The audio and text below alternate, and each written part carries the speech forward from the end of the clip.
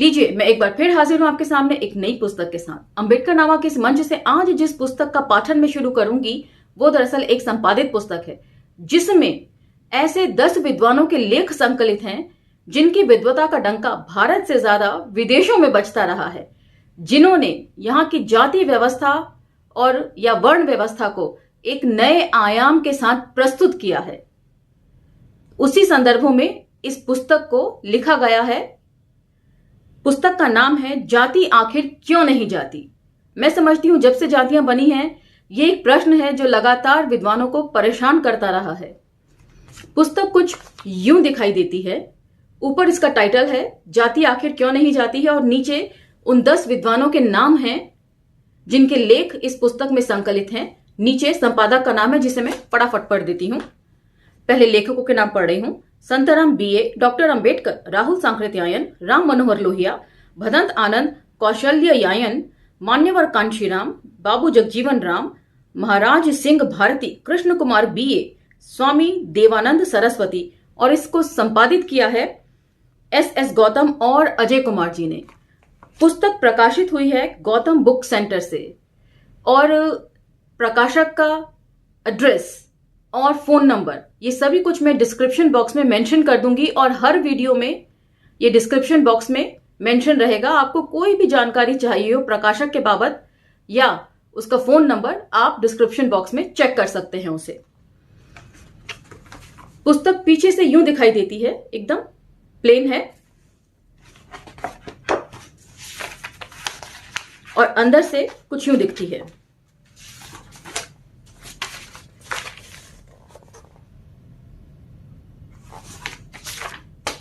पुस्तक मात्र 70 रुपए की है और 128 पन्नों की छोटी सी पुस्तिका है ये। और 2013 में इसका पहला संस्करण आया था और मेरे पास वही है। तो इसकी शुरुआत हम संपादक के शब्दों के साथ करेंगे और आज इसी को हम लेंगे। इस पुस्तक को एक नए परिप्रेक्ष्य में समझने की जरूरत है। जैसे कि हम बचपन से ही सुनते आए हैं कि भारत विविधताओं का देश है, लेकिन हमें कभी यह नहीं बताया गया कि सबसे ज्यादा विविधता जो है वो इसकी जातियों में है। उसी तरीके से बचपन से ही हमें रटाया जाता है और दुनिया के सामने प्रस्तुत भी यही किया जाता है कि भारत जो है वो अनेकता में एकता को समेटे हुए है, लेकिन इसके सबसे जो इंपॉर्टेंट पार्ट है उसको छुपा दिया जाता है कि जातियां जो हैं वो इस एकता को बनने से रोकती हैं। उसी तरीके से तीसरी बात जो सबसे अहम है वो ये कि हमें शुरू से ही ये बताया जाता है कि जाति है कि नहीं जाति है, लेकिन इसके सबसे अहम बिंदु को हमेशा छुपा दिया जाता है। वो ये है कि जाति जो है जातिवादी लोगों की सोच और व्यवहार के जरिए अब विदेशों तक पहुंच चुकी है। तो अब जाति है कि नहीं जाति है काफी पुरानी सी बात लगती है। अब तो ये सब जगह पहुंच चुकी है। यदि आपको जाति का विनाश के पाठन के दौरान पढ़ा गया डॉक्टर अंबेडकर का रिसर्च आर्टिकल याद हो, जो उन्होंने कोलंबिया यूनिवर्सिटी के मानव विज्ञान सेमिनार में प्रस्तुत किया था, भारत में जातियां, उनका तंत्र, उत्पत्ति और विकास, उस समय उन्होंने स्पष्ट तौर पर लिखा था कि यदि हिंदू भारत से बाहर जाते हैं तो भारतीय जातियां जो हैं वो एक वैश्विक समस्या बन जाएगी। उसी के उपलक्ष्य में मैंने एक छोटी सी कविता लिखी थी, वो मैं आपको सुना देती हूं। जाति तो हर जगह जाती है, कौन कहता है कि जाति है कि नहीं जाती है, ये तो ऑस्ट्रेलिया, अमेरिका, इंग्लैंड सब जगह जाती है। हूं हिंदू, मुसलमान, पारसी, सिख, ईसाई या और कोई, जाति की छूत तो सब जगह पाई जाती है। दिमाग के तंतु संग लटक, ये तो बिना पांव ही सब जगह हो आती है। कौन कहता है कि जाति है कि नहीं जाती है। तो इसी नए परिप्रेक्ष्य में इस पुस्तक को समझने की जरूरत है। चलिए पुस्तक की शुरुआत करते हैं संपादक द्वारा लिखे गए 2 शब्दों से। भारतीय लोग अपनी गौरवमय संस्कृति का गौरव गान करते नहीं थकते, उसी में अपना अतीत, वर्तमान और भविष्य खोजते हैं। अतीत के वैभव का श्रेय प्राप्त करने की मानो सभी में होड़ लगी हुई है, क्योंकि वहीं से प्रत्येक को उच्चपन प्राप्त होता है। परंतु इसी के कारण हम अवनति की ओर अग्रसर हैं। उसके दोषों का उत्तरदायित्व भी हमें स्वीकारना चाहिए। इसी में बुद्धिमता है और भलाई भी। मतलब जो हम अपनी सभ्यता और संस्कृति का इतना गुणगान करते हैं, क्या उसके दोषों की तरफ भी कभी हमारा ध्यान जाता है? हम वेद पुराणों का जिस तरह से बखान करते हैं, उन वेद पुराणों में कितनी अमानवीय और क्रूर व्यवस्थाओं को जन्म दिया है, उसकी चर्चा कभी की जाती है क्या? वर्तमान समय विज्ञान एवं प्रौद्योगिकी के विकास का समय है और फिर भी लोग न तो विचारों की वैज्ञानिक पद्धति को अपनाने की कोशिश करते हैं और न ही तर्क बुद्धिवाद को पनपने का अवसर प्रदान करते हैं। ऐसा प्रतीत होता है कि समाज के विकास का मार्ग अवरुद्ध करने में रूढ़िवादी धार्मिक विचारों का बहुत बड़ा हाथ है, जो इसी संस्कृति से विकसित हुए हैं और आज ये समाज को निगल जाने के लिए आतुर दिखाई देते हैं।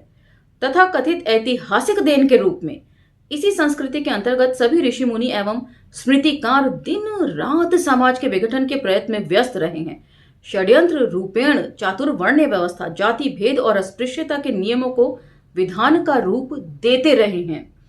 समाज में विष विलय करते रहे हैं ताकि लोगों में शादी विवाह स्थापित न हो सके, वे आपस में व्यवसाय न कर सकें, परस्पर बातचीत न कर सके, एक दूसरे का अन्न जल ग्रहण न कर सके, कोई किसी के निकट निवास न कर सके, जिसके कारण कुछ लोग अस्पृश्य बने रहें और उनकी गुलामी करते रहें।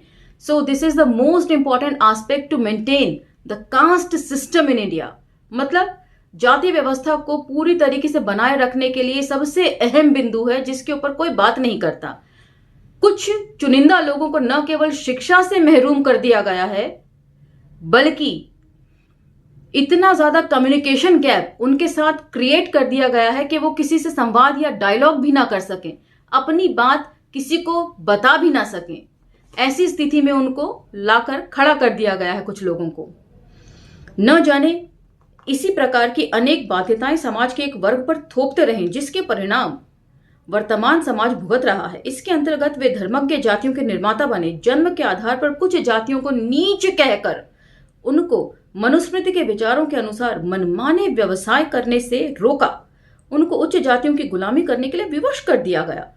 और फिर तो इसी श्रृंखला को आगे बढ़ाते हुए शास्त्रों, पुराणों और उपनिषदों के माध्यमों से अछूतों को तो पशुवत जीवन जीने के लिए लिखित विधान प्रदान किया और उन्हें एक बंद समाज में कैद कर दिया गया।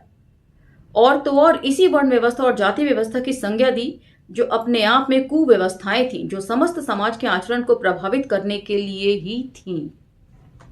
तो बहुत खूबसूरती से यहां पर उन्होंने अपनी बात को लिखा है। भारतवर्ष के स्मृतिकारों एवं धर्मज्ञों ने बांटो और राज करो यानी कि डिवाइड एंड रूल पॉलिसी की नीति को अपना लिया था।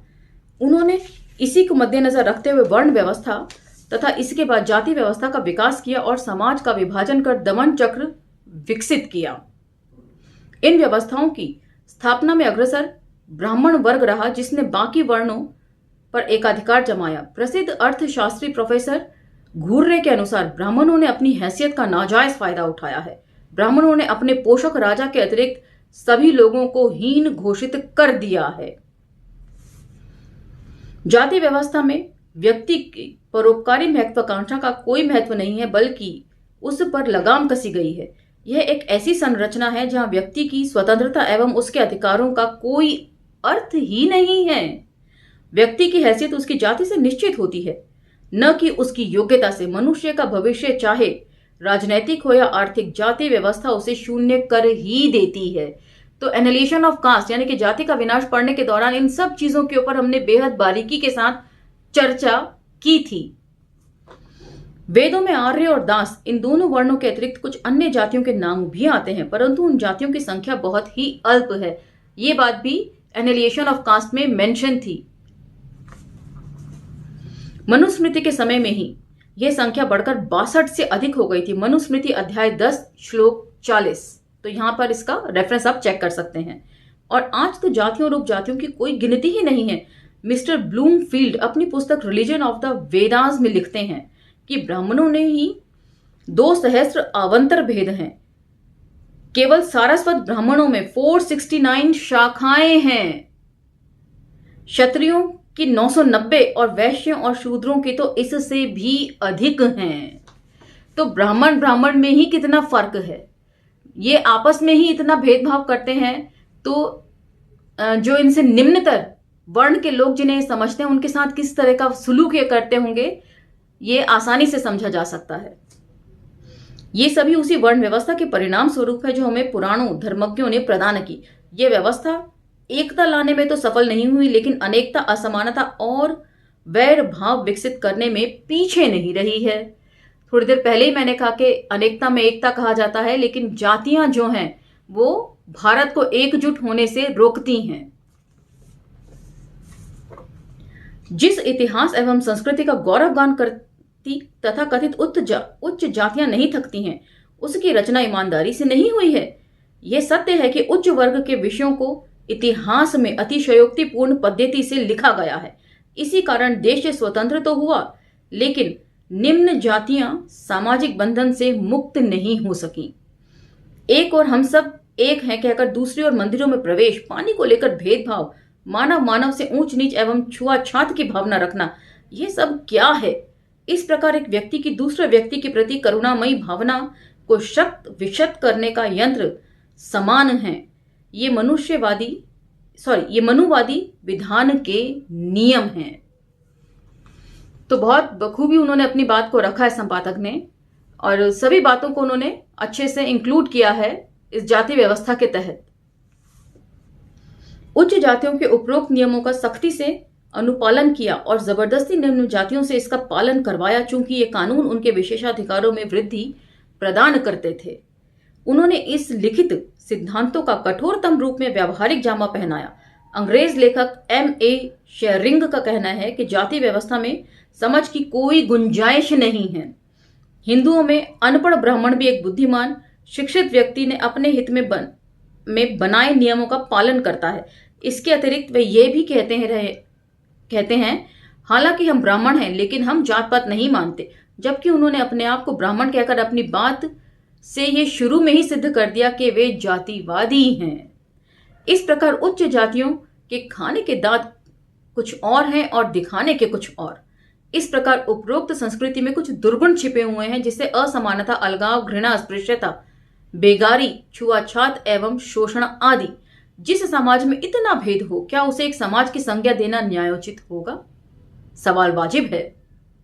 और यहां पर आप ये नहीं कह सकते, डॉक्टर अंबेडकर के जाति का विनाश का पाठन करते समय आप लोगों ने बहुत उल जलूल कमेंट भी किए थे कि वे जातिवादी हैं, वो ना जाने क्या क्या डॉक्टर अंबेडकर को लेकर। लेकिन यहां पर जो हवाले दिए गए हैं वो डॉक्टर अंबेडकर के नहीं, बल्कि अंग्रेज लेखकों के दिए गए हैं, जिन्होंने बेहद निष्पक्षता से इन जातियों की पड़ताल की होगी। जहां पर एक व्यक्ति दूसरे व्यक्ति की छाया तक से दूषित होता हो, एक दूसरे के शब्दों को सुनने से घृणित होता है, एक ही पथ पर चलना भी निषिद्ध हो। चलिए हम थोड़ी देर के लिए मान भी लें कि विवाह, व्यवसाय और वेद पाठन को छोड़ दें, तो क्या इन शास्त्रकारों, स्मृतिकारों एवं धर्मज्ञों ने वर्णों एवं जातियों में समान आचरण स्थापित कर उन्हें सामंजस्यपूर्ण संबंध स्थापित करने और परस्पर मेलजोल बढ़ाने के प्रयत्न भी किए हैं कभी? शायद नहीं।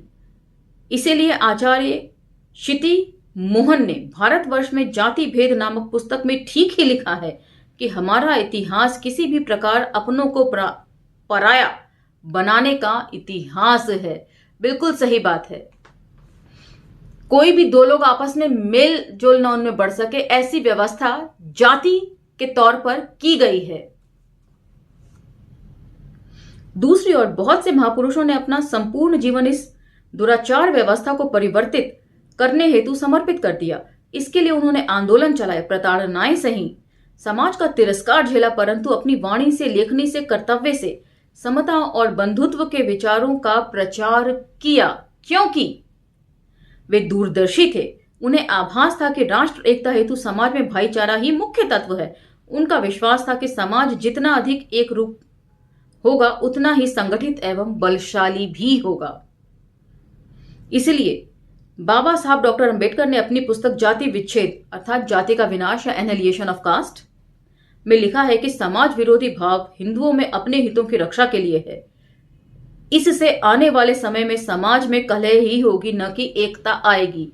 और जब हमने शमसुल इस्लाम जी की स्वतंत्रता आंदोलन और आरएसएस एक दास्तन गद्दारी की की पढ़ी थी पुस्तक, उसमें भी क्लियरली सावरकर और गोलवरकर के भाषणों और लेखों के हवाले से इस बात को स्पष्ट तौर पर रखा गया था कि वे सिर्फ हिंदू राष्ट्र बनाना चाहते हैं और मुसलमान सहित अन्य अल्पसंख्यकों को उन्हीं के मुताबिक, उन्हीं के रहमो करम पर हिंदू राष्ट्र में रहना होगा। तो ये जो है आंतरिक कलह को बढ़ावा देने जैसी बातें हैं। इसके अतिरिक्त बाबा साहब और अन्य महापुरुषों ने विचार किया कि राष्ट्र का पतन कठोर जाति बाध्यताओं और राष्ट्र भावना के अभाव के कारण ही हुआ है, जिसके कारण हम लोग हजारों वर्षों तक विदेशियों के गुलाम रहे। समाज ने इन तपे हुए त्यागी पुरुषों को उपाधियां दी, क्योंकि ये भारतीय समाज के मननशील एवं गहन चिंतन के साथ साथ निष्ठावान व्यक्ति भी थे। इन महान चिंतकों ने अद्भुत प्रतिभा, वैज्ञानिक सोच, तार्किक योग्यता, अनवरत कर्मठता, निष्ठा, देशभक्ति और त्यागमय जीवन के कारण देश के लोगों का हृदय जीत लिया है। उनकी बोली, उनका रहन सहन एवं उनका व्यवहार ऐसा था कि छोटे से छोटे दीनहीन व्यक्ति से भी वे बड़ी सरलता से घुल मिल जाते थे। इसलिए लोगों ने प्यार से एवं सद्भावना से डॉक्टर अंबेडकर को बाबा साहब, ज्योतिबा फूले को महात्मा, वी रामासामी को थंथई पेरियार, जगजीवन राम को बाबूजी और राहुल सांकृत्यायन को महापंडित जैसी उपाधियों से नवाजा।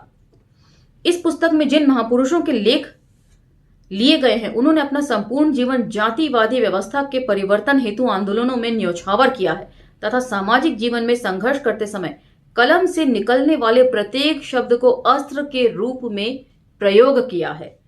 आज की जंग एक वैचारिक जंग है, जहां शब्दों, परिभाषाओं, अर्थों एवं संसाधनों का उपयोग सोच विचार कर किया जा रहा है।